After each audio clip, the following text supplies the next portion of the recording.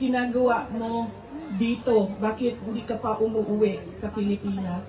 Sinasabi ko sa kanya, inaayos ko lang yung sistema dito at pagkatapos inaantay ko yung mga kapatid ko na pumunta dito. At sinabi niya, ito din, ano din, may patama din or diretso din. Bullseye din sa edukasyon. Sabi niya, sabihan mo si Paolo na okay lang ako.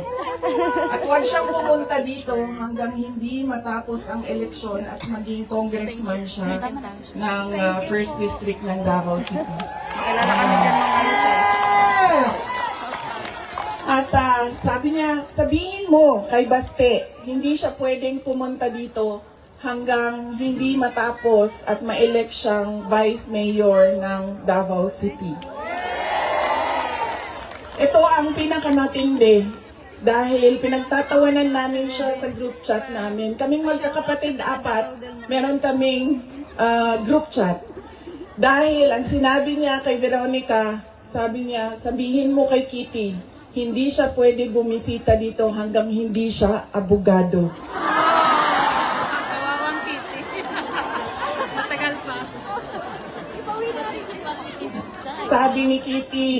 Sabi ni Kitty, grabe ang overacting ni Papa. So ibig sabihin ba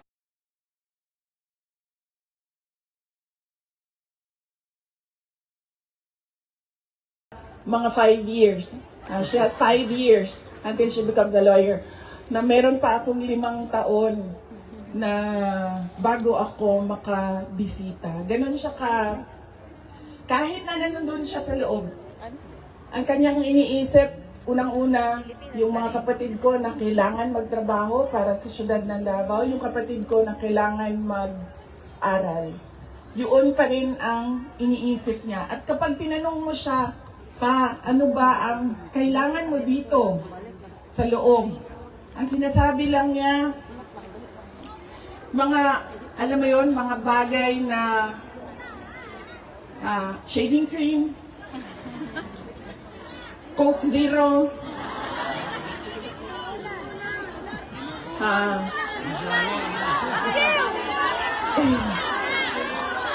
tumigil na siya sa kakahingi ng Pinoy na ulam dahil parang hindi talaga kaya nung nagluluto sa loob ang Pinoy na ulam. Pero nagpadala ako kahapon ng PDF file ng mga recipes na pwedeng sundin nung nagluluto. Yes! Duterte! Duterte! Duterte!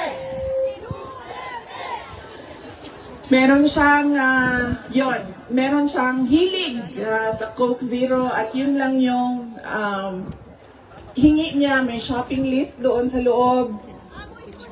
At sabi niya doon sa gwardiya na isulat mo dyan, 2 case ng Coke Zero.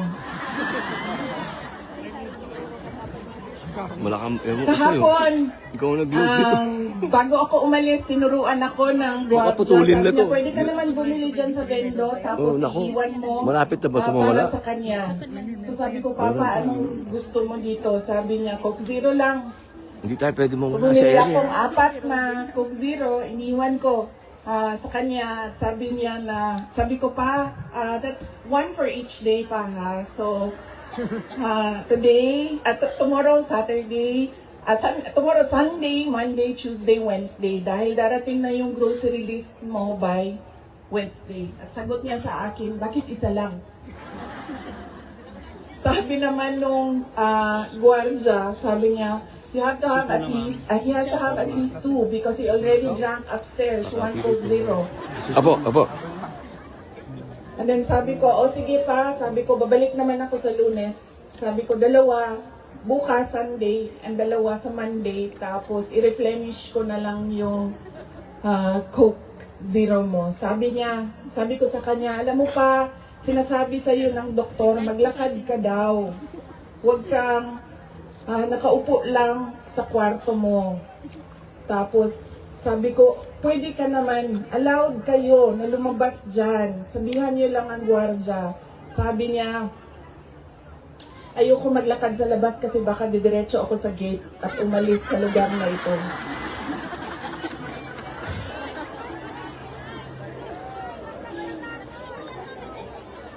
Nagkakaroon na rin siya ng mga kaibigan, yung mga tao doon sa loob ay nagiging kaibigan na niya.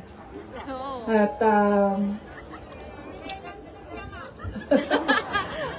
hindi ko lang alam, baka paglabas niya marunong na mag-Dutch. Pero karamihan nung kasama niya sa loob ay French speaking. So,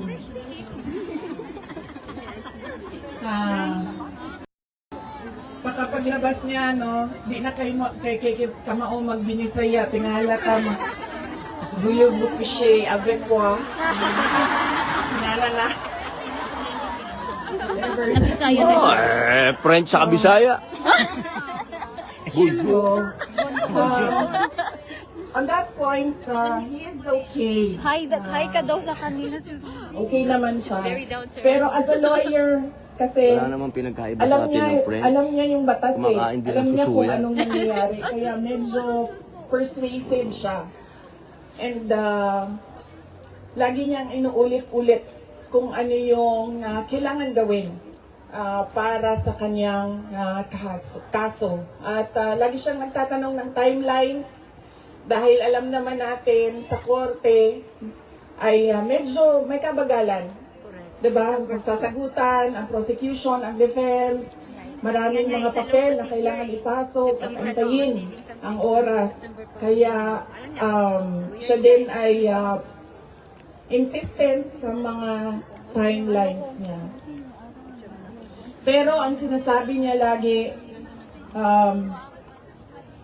alam niya na mali ang ginawa. And at to the very minute na tinulak siya paakyat ng eroplano, ilang beses niya sinabi na I want to be tried in a Filipino court before a Filipino judge and a Filipino prosecutor because he knew that number one, wala talagang basihan yung kaso. 43 counts of murder ang sinasabi nila na thousands. Totoo yan, ma'am. Kaya minsan naisip ko, naging kaso lang ba ito dahil sinusulat sa media na thousands ang namatay. I do not even understand paano naging crimes against humanity ang 43 counts of murder na ngayon ay lumalabas, hindi naman ata totoo lahat yung mga witnesses. So mga kababayan, makikita nyo po dito sa video live ni Senator Robin Padilla na napakarami po ng mga kababayan natin sa The Netherlands ang umatin po dito sa isang rally po, no? Peace rally dito po sa ICC. So ayan, makikita nyo po si Senator Robin Padilla na iniikot niya po, pinapaning niya po yung kanyang live para ipakita po yung mga kababayan po natin na sumusuporta dyan kay VP Sara. Dito nga po si VP Sara ay nagbahagi po ng ilang mga naging karanasan niya o yung mga time na pakipagkwentuhan niya sa kanyang ama na si dating Pangulong Duterte na tungkol na po sa pagkain, pag-inom ng mga soft drinks. So ayan mga kababayan, no, napaka-aliwalas po at napaka-positibo po niya VP Sara, no, na humarap po sa ating mga kababayan dito sa The Netherlands. So panoorin pa po natin yung kabuuan nito sa live po ni Senator Robin Padilla. So ayan, sa mga kababayan natin dyan sa The Netherlands, maraming salamat po sa pagsuporta ninyo. At gaya nga po na sinabi ni VP Sara, ang tanging hiling lamang po nila ay maibalik po sa Pilipinas ang dating Pangulong Duterte at kung nagkasalaman siya ay dito po litisin sa ating sariling bansa. So yun, ano po yung masasabi niyo po dito sa speech po ni VP Sara? Ng buhay mo, magiging Ninoy Aquino Jr. ka. At sinabi niya sa akin, sabi niya, kung ganyan ang kapalaran ko, then so be it. Basta lang mauwi ako sa Pilipinas.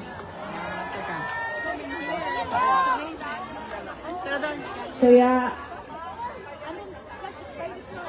meron man akong worry para sa kanyang safety and security. Pero lagi niyang inuulit-ulit talaga. Ibalik niyo ako sa Pilipinas. Bring him home! Bring him home! Bring him home! Nagtatanong marami, ano bang pwede magawa? Huwag natin tigilan ang panawagan sa gobyerno natin sa Pilipinas at sa lahat ng gobyerno na nakikinig at dito sa ICC na ipaalam sa kanila na mali ang ginawa kay Pangulong Rodrigo Duterte. At paano ba itama yon? Ibalik niyo lang siya sa Pilipinas. Yes, sir. Ito yung kaso, walang problema. Ibalik niyo lang siya. Bring him home! Bring him home! Bring him home! My friend. Okay I'm naman so sa pleased to init. see you, my God. Senator Robin, it's an honor, a privilege to be here, and thank you, sir. Thank you for what Saan you're ba doing. nakatuwa? Dinner later. Nakatuwa. Dinner later. Salamat, sir. Salamat, sir. Yeah, okay lang.